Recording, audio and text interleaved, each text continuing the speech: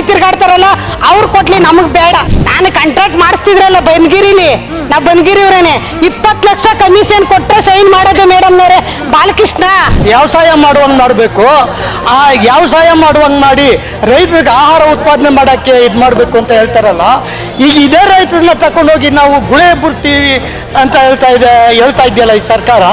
ಈ ಸರ್ಕಾರಕ್ಕೆ ಎಂಥ ದೌರ್ಭಾಗ್ಯ ಅನ್ನೋದನ್ನ ನೀವು ಒಂದು ಸ್ವಲ್ಪ ಅರ್ಥ ಮಾಡಿ. ನಮ್ಮ ಹಿಂದೂ ಸಂಪ್ರದಾಯ ಹಿಂದಿಂದ ಏನು ಬಂದಿದೆ, ಯಾವ ವ್ಯವಸಾಯದಿಂದ ಹಿಡಿದು ಒಂದು ದೇವ್ರು ಮಾಡೋದ್ರಿಂದ ಹಿಡಿದು ಒಂದು ನಾಗರಿಕತೆಯಿಂದ ಹಿಡಿದು ಹಿಂದೂ ಸಂಪ್ರದಾಯ ಏನು ಬಂದಿದೆಯೋ ಅದಕ್ಕೆ ವಿರುದ್ಧವಾಗಿ ಕೆಲಸ ಮಾಡ್ತಾವ್ರೆ ಅಂದರೆ ಇವ್ರು ಎಂಥ ನೀಚ ಸರ್ಕಾರ, ಇವ್ರು ಎಂಥ ನೀಚಗೆಟ್ಟ ಜನ ಅನ್ನೋದನ್ನ ನೀವೊಂದು ಸ್ವಲ್ಪ ಅವ್ರಿಗೆ ತಿಳುವಳಿಕೆ ಮಾಡಿ ಉಗಿಬೇಕು ಮೇಡಮ್. ಜನ ಉಗಿತಾವ್ರೆ, ನಿಮಗೆ ನಾಚಿಕೆ ಆಗೋಲ್ದ?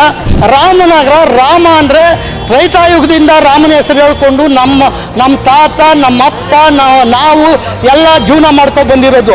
ಈ ಹುಟ್ಟಿರೋ ಅಪ್ಪನ ಹೆಸರು ಬಿಟ್ಬಿಟ್ಟು ಇನ್ನೊಬ್ಬ ಅಪ್ಪನ ಅವನ್ನ ನಮ್ಮ ಅಪ್ಪ ಅನ್ನುವಂತ ಹೇಳ್ಬೇಕಾದ್ರೆ ಇವನ ಅಂತೆ ಅಪ್ಪನ ಕೊಡ್ತವ್ರು ಇವರು. ನಮ್ಮ ಹಿಂದೂಗಳನ್ನ ಕಾಲ್ಗೆ ಹಾಕೊಂಡು ತುಳಿತಾ ಇದ್ದಾರೆ ಓಟ್ಗೋಸ್ಕರ. ಹಿಂದೂಗಳನ್ನ ಕಾಲ್ಗೆ ಹಾಕೊಂಡು ತುಳಿತಾ ಇದ್ದಾರೆ. ಆದರೆ ನಮ್ಮ ಹಿಂದೂ ಇನ್ನೂ ಕಲೀಲಿಲ್ಲ. ಹಿಂದೂ ಜನ ಒಗ್ಗಟ್ಟು ಅನ್ನೋದನ್ನ ಪ್ರಯತ್ನ ಮಾಡದೇ ಇರೋದ್ರಿಂದ ಇಂಥವ್ರಿಗೆ ಇವತ್ತು ಈ ಮಟ್ಟಕ್ಕೆ ಬಂದಿದೆ.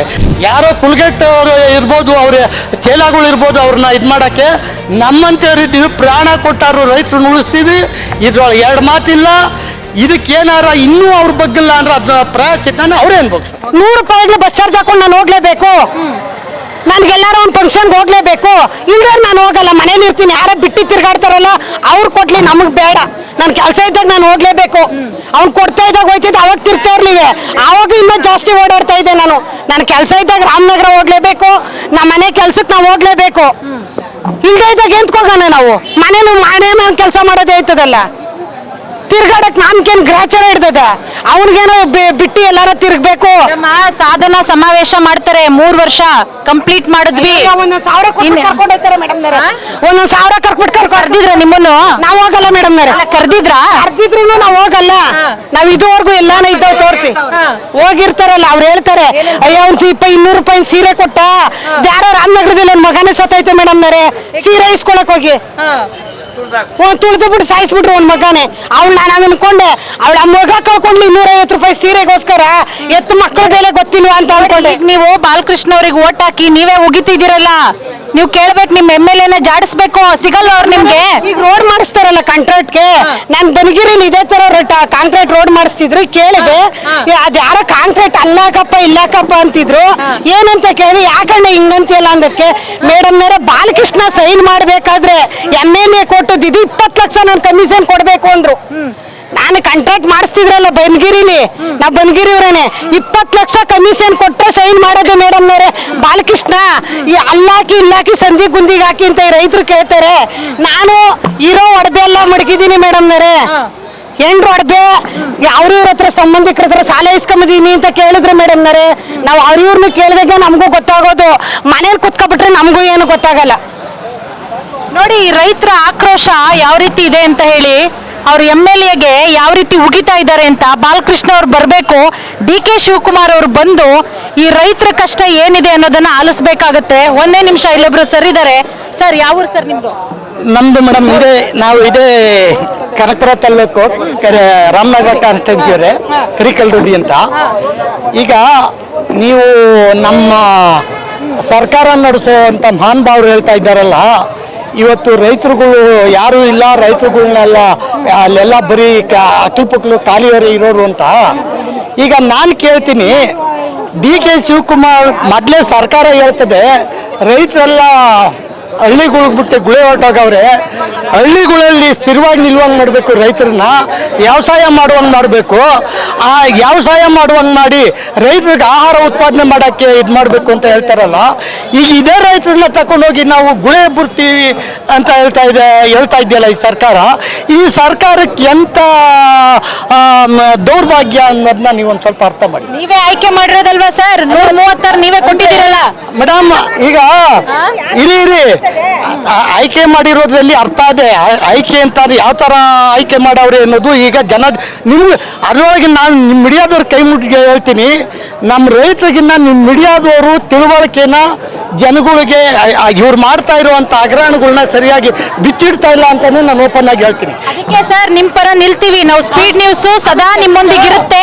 ನಿಮ್ಮ ಹೋರಾಟಕ್ಕೆ ನಾವು ಕೂಡ ಕೈ ಜೋಡಿಸ್ತೀವಿ. ಆಯ್ತು. ಈಗ ನೋಡಿ, ಈಗ ಇದೇ ಡಿ.ಕೆ. ಶಿವಕುಮಾರ್ ಮತ್ತೆ ಸಿದ್ದರಾಮಯ್ಯ ಈ ಸಾರಿ ಸರ್ಕಾರ ಬಂದಾಗಿಂದ ನಮ್ಮ ಹಿಂದೂ ಸಂಪ್ರದಾಯ ಏನಿದೆ ನೋಡಿ, ಇದನ್ನ ಅರ್ಥ ಮಾಡ್ಕೊಳ್ಳಿ. ಫಸ್ಟು ನಮ್ಮ ಹಿಂದೂ ಸಂಪ್ರದಾಯ ಹಿಂದಿಂದ ಏನು ಬಂದಿದೆ, ಯಾವ ವ್ಯವಸಾಯದಿಂದ ಹಿಡಿದು ಒಂದು ದೇವ್ರು ಮಾಡೋದ್ರಿಂದ ಹಿಡಿದು ಒಂದು ನಾಗರಿಕತೆಯಿಂದ ಹಿಡಿದು ಹಿಂದೂ ಸಂಪ್ರದಾಯ ಏನು ಬಂದಿದೆಯೋ ಅದಕ್ಕೆ ವಿರುದ್ಧವಾಗಿ ಕೆಲಸ ಮಾಡ್ತಾವ್ರೆ ಅಂದರೆ ಇವ್ರು ಎಂಥ ನೀಚ ಸರ್ಕಾರ, ಇವ್ರು ಎಂಥ ನೀಚಗೆಟ್ಟ ಜನ ಅನ್ನೋದನ್ನ ನೀವೊಂದು ಸ್ವಲ್ಪ ಅವ್ರಿಗೆ ತಿಳುವಳಿಕೆ ಮಾಡಿ ಉಗಿಬೇಕು ಮೇಡಮ್. ಈಗ ಜನ ಉಗಿತಾವ್ರೆ, ನಿಮಗೆ ನಾಚಿಕೆ ಆಗೋಲ್ದ? ರಾಮನಗರ ಇರೋ ಹೆಸರು ಎಂಥ ಪವಿತ್ರವಾದ ಹೆಸರು, ಇದನ್ನೊಂದು ಅರ್ಥ ಮಾಡಿ. ಜನ ಇದೆಲ್ಲ ಬಿಡಿ, ಇವೆಲ್ಲ ಮಾಮೂಲಿ ಅವ್ರಿಗೆ ತೆವಲಿಗೆ ಮಾಡ್ತಾ ಇರೋದು. ರಾಮನಗರ, ರಾಮ ಅಂದರೆ ತ್ರೈತಾಯುಗದಿಂದ ರಾಮನ ಹೆಸರು ಹೇಳ್ಕೊಂಡು ನಮ್ಮ ತಾತ, ನಮ್ಮಪ್ಪ, ನಾವು ಎಲ್ಲ ಜೀವನ ಮಾಡ್ಕೊಂಡು ಬಂದಿರೋದು. ಅಂತ ರಾಮನ ಹೆಸರು ಹಾಳು ಮಾಡಿಬಿಟ್ಟು ಈ ಹುಟ್ಟಿರೋ ಅಪ್ಪನ ಹೆಸರು ಬಿಟ್ಬಿಟ್ಟು ಇನ್ನೊಬ್ಬ ಅಪ್ಪನ ಅವನ್ನ ನಮ್ಮ ಅಪ್ಪ ಅನ್ನುವಂಥ ಹೇಳ್ಬೇಕಾದ್ರೆ ಇವನ ಅಂತೆ ಅಪ್ಪನ ಕೊಡ್ತಾರೆ ಇವರು. ಕೆಂಪೇಗೌಡನ ಮಗ ಅಂತಾರಲ್ಲ ಸರ್, ಕೆಂಪೇಗೌಡನ ಮಗ ಆಗಿರಿ ಮಾತಾಡ್ತಿರ್ಲಿಲ್ಲ. ಅದನ್ನ ಮೊದ್ಲು ಅರ್ಥ ಮಾಡಿ. ಅಂದ್ರೆ ಎಲ್ಲ ಆಗದೆ ಒಂದು ಮನೇನು ಕಟ್ಟಲಿಲ್ಲ. ತದ್ವಿರುದ್ಧ ಮತ್ತೆ ನಮ್ಮ ಹಿಂದೂಗಳನ್ನ ಕಾಲ್ಗೆ ಹಾಕೊಂಡು ತುಳಿತಾ ಇದ್ದಾರೆ ಓಟ್ಗೋಸ್ಕರ. ಹಿಂದೂಗಳನ್ನ ಕಾಲ್ಗೆ ಹಾಕೊಂಡು ತುಳಿತಾ ಇದ್ದಾರೆ. ಆದರೆ ನಮ್ಮ ಹಿಂದೂ ಇನ್ನೂ ಕಲೀಲಿಲ್ಲ. ಹಿಂದೂ ಜನ ಒಗ್ಗಟ್ಟು ಅನ್ನೋದನ್ನ ಪ್ರಯತ್ನ ಮಾಡದೇ ಇರೋದ್ರಿಂದ ಇಂಥವ್ರಿಗೆ ಇವತ್ತು ಈ ಮಟ್ಟಕ್ಕೆ ಬಂದಿದೆ. ಮತ್ತೆ ಈಗ ಇನ್ನೂ ಒಂದು ಮೇಡಮ್, ಈಗ ರೈತರನ್ನ ಇವರು ಗುಳೆ ಹಬ್ಬರ್ಸ್ ಕಳಿಸ್ತಾವ್ರಲ್ಲ, ನಾಳೆ ಊಟ ತಿನ್ನಕ್ಕೆ ಏನು ಸಿಮೆಂಟ್ ತಿಂತಾನ, ಕಬ್ಬಣ ತಿಂತಾನ, ಇಲ್ಲ ಇದು ತಿಂತಾರ? ನಾವೇ ಆಗಲಿ ಏನು ತಿಂತೀವಿ? ಇದು ಬೆಳಿಬೇಕಾದ್ರೆ ರೈತರು ಬೇಕೇ ಬೇಕು ತಾನೆ. ಈ ರೈತರು ಗೂಳಿ ಹಬ್ಬರಿಸ್ತಾ ಇರೋರು ಇನ್ನಂತೆ ರೈತರನ್ನ ಇವರು ಉದ್ಧಾರ ಮಾಡ್ತಾರೆ. ಇದ್ರ ಬಗ್ಗೆ ಒಂದು ಸ್ವಲ್ಪ ಇದು ಮಾಡುವ. ಅದಕ್ಕೋಸ್ಕರ ನಾನು ಹೇಳ್ತಿದ್ದೀನಿ ನೋಡಿ, ರೈತರುಗಳಿಗೆ ಯಾರೇ ಆಗಲಿ ರೈತರ ವಿರುದ್ಧವಾಗಿ ನಿಂತವ್ರು ಯಾರು ಉದ್ಧಾರ ಆಗೋಕ್ಕಾಗಲ್ಲ. ಆದರೆ ನಮ್ಮ ರೈತರನ್ನು ಒಂದು ಸ್ವಲ್ಪ ಅರ್ಥ ಮಾಡ್ಕೋಬೇಕು, ಒಗ್ಗಟ್ಟನ್ನೋದನ್ನ ಪ್ರದರ್ಶನ ಮಾಡಬೇಕು. ಈಗ ಇವತ್ತು ಇವರೇನಿರೋ ರೈತರ ವಿರುದ್ಧವಾಗಿ ಕೆಲಸ ಮಾಡುವಂಥ ಇದಕ್ಕೆ ದುಡ್ಡು ಕೊಟ್ಟರೆ ಏನು ಬೇಕಾದ್ರೂ ಮಾಡ್ಬೋದು ಅಂತ ಅಂದರೆ, ಹಂಗಾರೆ ದುಡ್ಡು ಕೊಟ್ಬಿಟ್ಟು ರೈತರನ್ನೆಲ್ಲ ಮಾರ್ಬಿಟ್ಟು ಇದು ಮಾಡಿಬಿಡೋದಾ? ಇವರು ಹರಾಜು ಮಾಡೋಕ್ಕೆ ಬಂದಿರೋದು. ಹಳ್ಳಿಗಳು ಉದ್ಧಾರ ಆದರೆ ದೇಶ ಉದ್ಧಾರ ಆಯ್ತದೆ ಅಂತ ಗಾಂಧೀಜಿ ಹೇಳೋರು ಅಂತ ಅದರ ಪರಿಜ್ಞಾನ ಇಲ್ವಾ? ಹೇಳಿ ಮೇಡಮ್ ನೀವು. ಇದನ್ನೆಲ್ಲ ಅರ್ಥ ಮಾಡಿಕೊಂಡು ಅವ್ರು ಇವತ್ತೇ ಇದನ್ನ ಕೈ ಬಿಟ್ರೆ ಅವ್ರ ಸರ್ಕಾರಕ್ಕೂ ಒಳ್ಳೆಯದು, ಅವ್ರಿಗೂ ಒಳ್ಳೆಯದು, ಅವರ ಮುಂದಿನ ನಿಜಕ್ಕೂ ಒಳ್ಳೆಯದು. ಇಲ್ಲ ಅಂತ ಅಂದರೆ ರೈತರು ಯಾರೂ ಇದಕ್ಕೆ ಬಗ್ಗಲ್ಲ. ನಮ್ಮಂಥವ್ರು ಇದ್ದೀವಿ ಜೀವಾಗಿ. ಯಾರೋ ಕುಲ್ಗೆಟ್ಟವರು ಇರ್ಬೋದು, ಅವ್ರ ಚೇಲಾಗಳು ಇರ್ಬೋದು, ಅವ್ರನ್ನ ಇದು ಮಾಡೋಕ್ಕೆ.